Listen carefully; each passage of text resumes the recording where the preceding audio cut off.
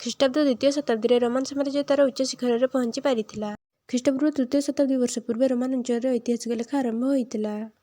ପାଖାପାଖି 2,000 ବର୍ଷ ପୂର୍ବେ ପାଲେଓଲିଥିକ ମଣିଷମାନେ ରୋମାନରେ ବାସ କରୁଥିଲେ ବୋଲି ସୂଚନା ମିଳିଛି। ରୋମ ସହରରେ ପ୍ରଥମେ ଲାଟିନ ଅଞ୍ଚଳର ମଣିଷମାନେ ବହୁ ସଂଖ୍ୟାରେ ବସବାସ କରିଥିଲେ। ଇଟ୍ରୁସ୍କାନମାନେ ଇଟାଲୀରେ 12ଟି ସହର ସ୍ଥାପନ କରିଥିଲେ। ସେଥିମଧ୍ୟରୁ ରୋମ ହେଉଛି ଗୋଟିଏ। ଇଟ୍ରୁସ୍କାନମାନେ ରୋମାନ ସାମ୍ରାଜ୍ୟର ପ୍ରସିଦ୍ଧ ଗ୍ଲାଡ଼ିଏଟର କମ୍ବାଟକୁ ପରିଚିତ କରାଇଥିଲେ।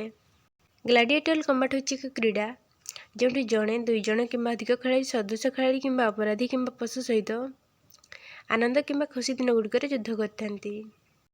ଗ୍ରୀକମାନେ ଭୂମଧ୍ୟ ସାଗର ଦେଇ ଇଟାଲୀକୁ ଗମନ କରୁଥିଲେ ଏବଂ ସେଠାରେ ଟାରେଣ୍ଟମ, ସିରାକୁସ ଏବଂ ନାପେଲ୍ସ ନାମକ ସହର ସ୍ଥାପନ କରିଥିଲେ। ଗ୍ରୀକ ଲିପିରୁ ରୋମାନ ଲିପିର ବିକାଶ ହୋଇଛି। ଗାଉଲମାନେ ହେଉଛନ୍ତି ପଶ୍ଚିମ ୟୁରୋପର ଏକ କେନ୍ଦ୍ରୀୟ ଆର୍ଯ୍ୟ ଆଦିବାସୀ ଯେଉଁମାନେ କି ରୋମାନ ରିପବ୍ଲିକକୁ ଆକ୍ରମଣ କରିଥିଲେ ଏବଂ ଖ୍ରୀଷ୍ଟପୂର୍ବ 390 ମସିହାରେ ଯୁଦ୍ଧରେ ରୋମାନ ଲୋକଙ୍କୁ ପରାସ୍ତ କଲେ। କିନ୍ତୁ ରୋମାନ ପୁଣି ଥରେ ସେମାନଙ୍କୁ ତାଙ୍କ ଗୃହ ବା ସ୍ଥାନକୁ ପଠାଇବାରେ ସକ୍ଷମ ହୋଇଥିଲା।